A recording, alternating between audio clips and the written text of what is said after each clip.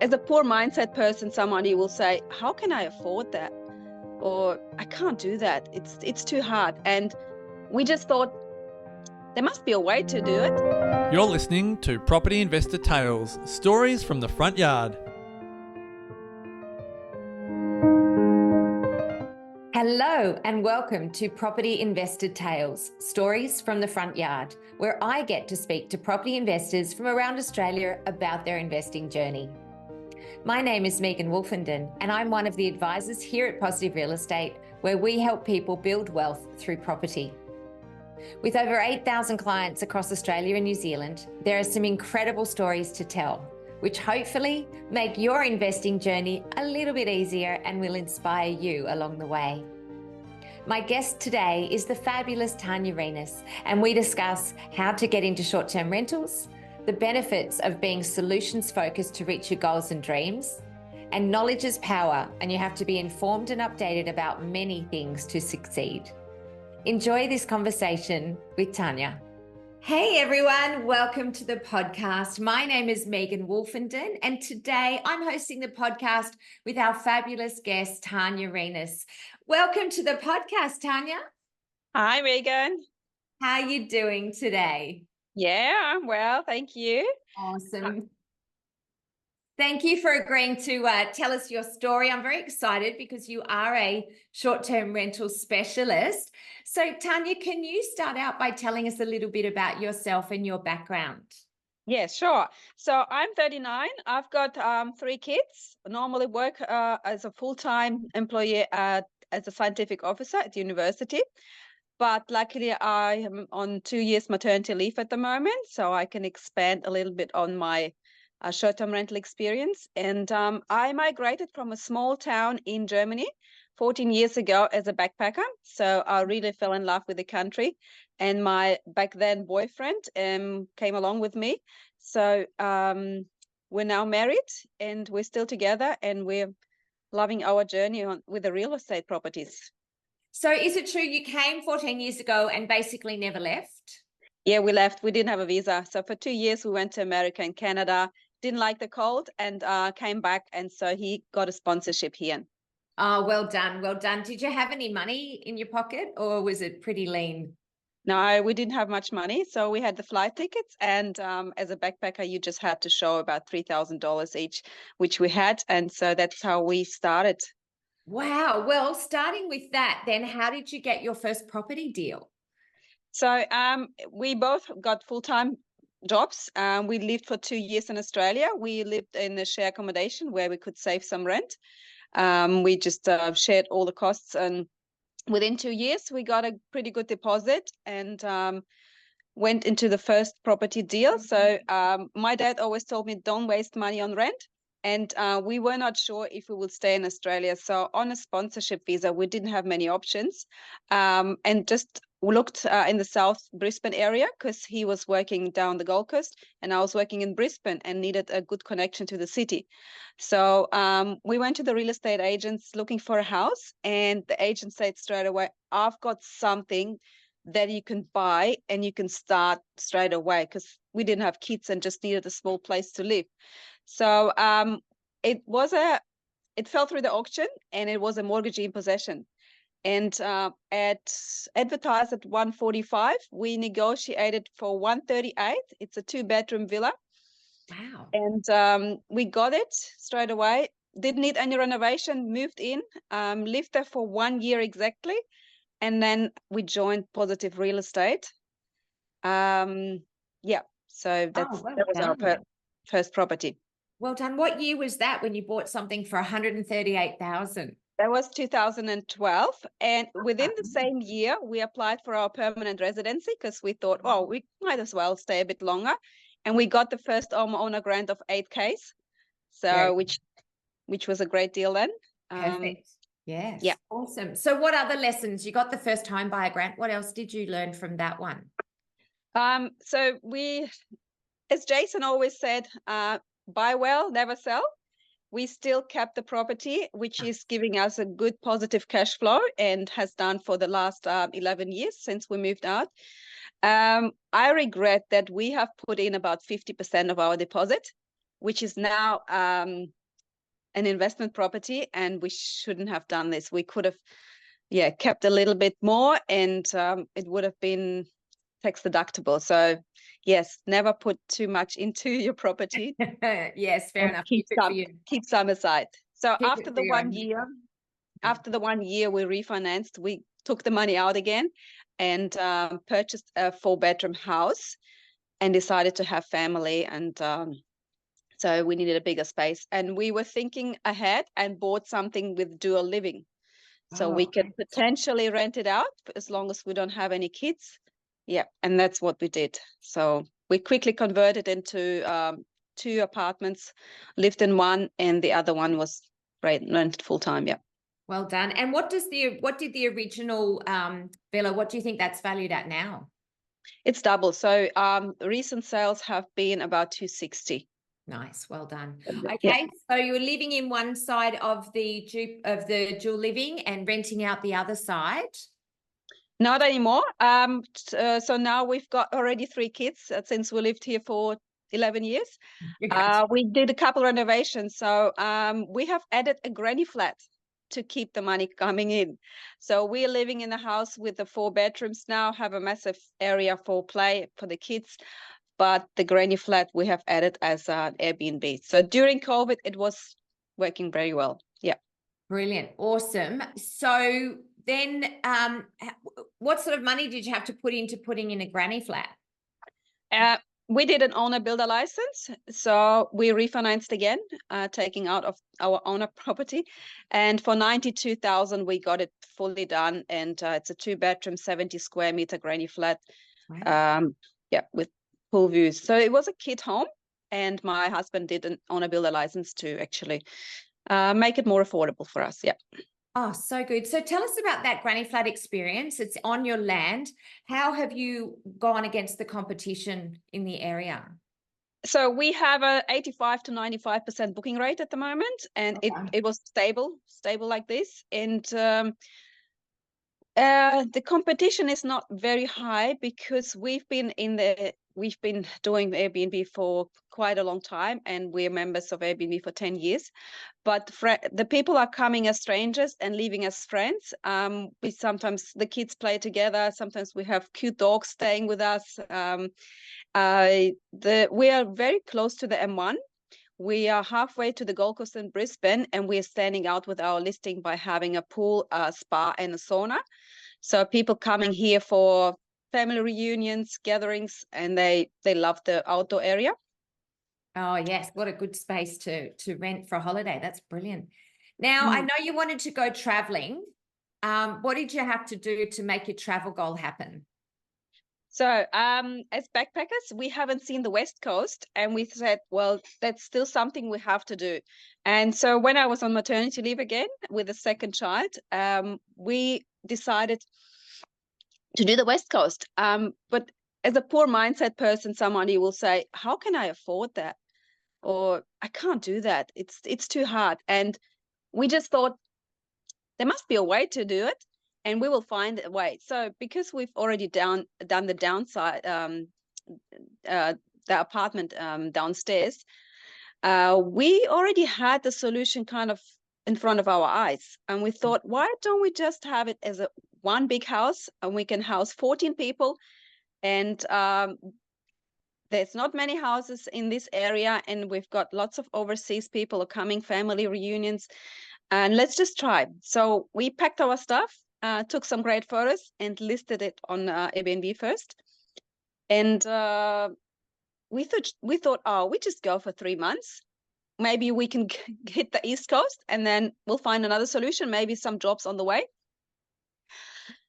As we were riding along the East Coast with our bikes and the 2 kids being on playgrounds, we got really great bookings, and we were so excited. We were not really experienced, and the prices were very low for that time. But we were really happy. We could cover the costs of the mortgages, and we could cover our traveling costs.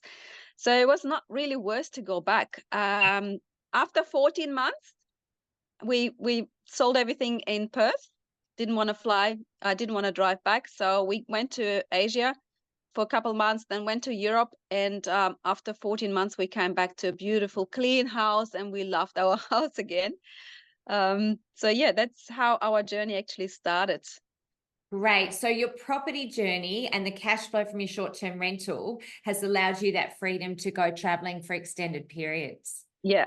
Awesome. It sounds like you were just solution oriented, had a goal and just made it happen, and it turned out very, very well for you.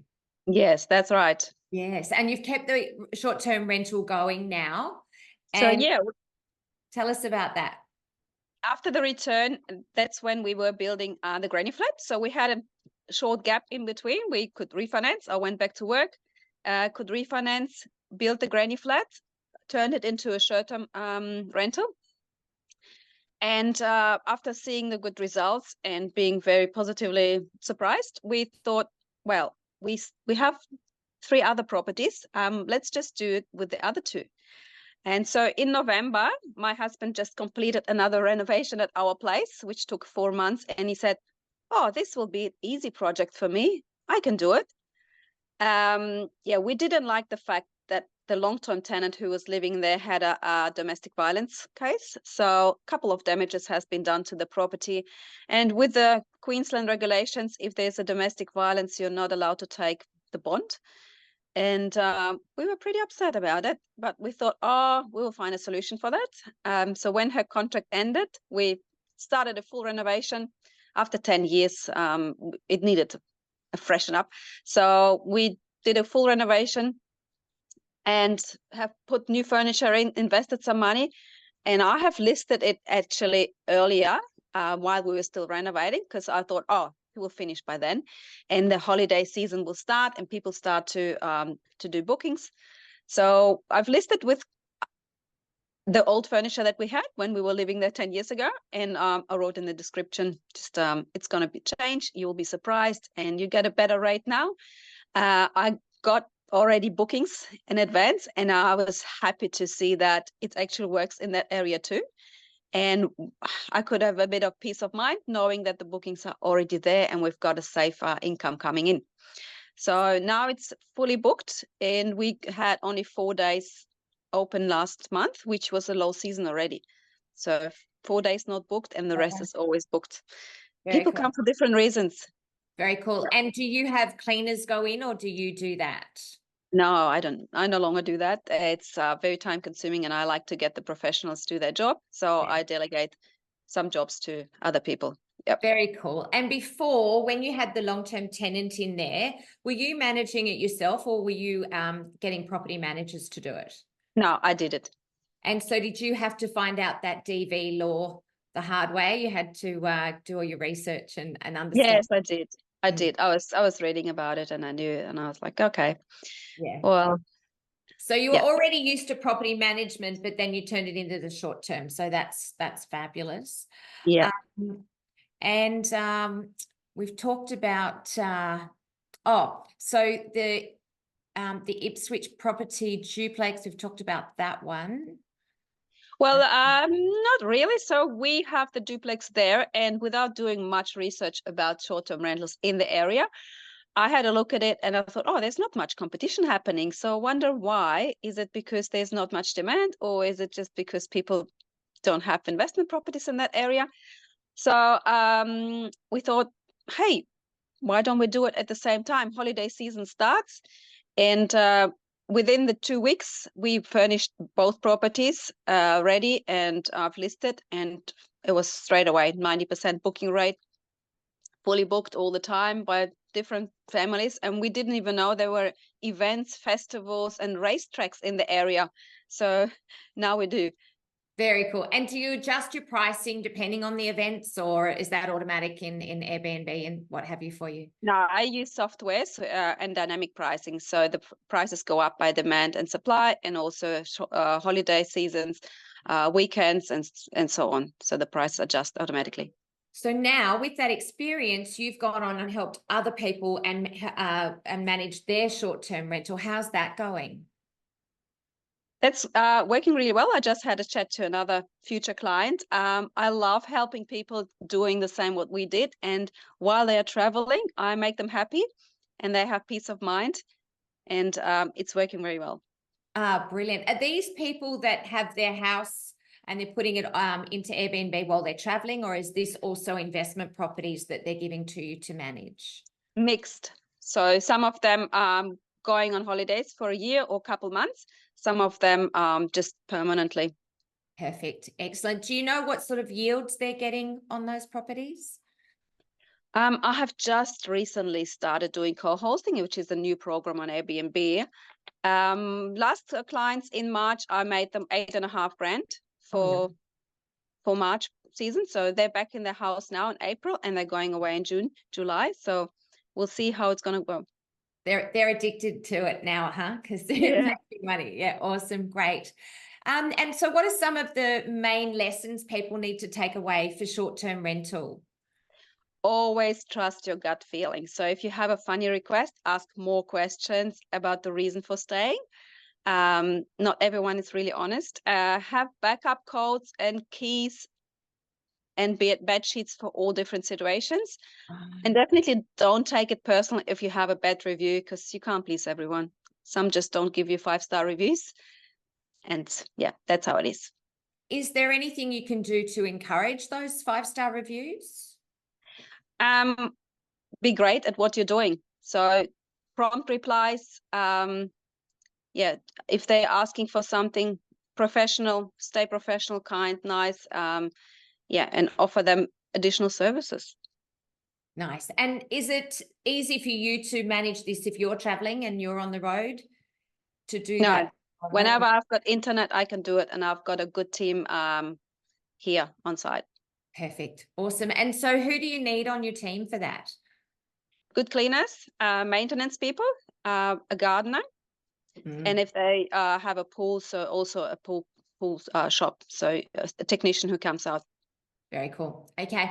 So what do your friends and family think about your investing?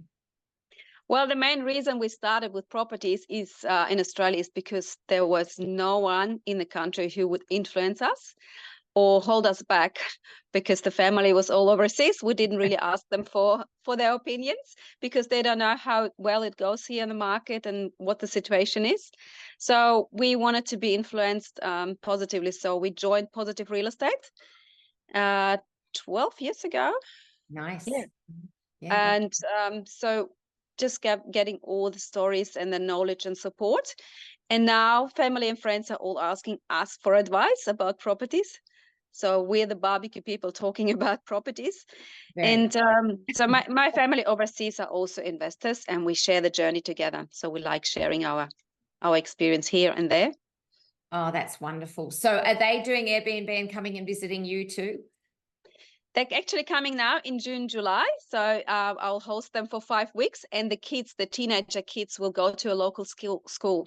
They just want to have an overseas experience. So I'll be their host for the time. And yeah, my family is coming. Both sides are coming to visit in the low season. Yes. Perfect. And they Well, don't you've do got Airbnb.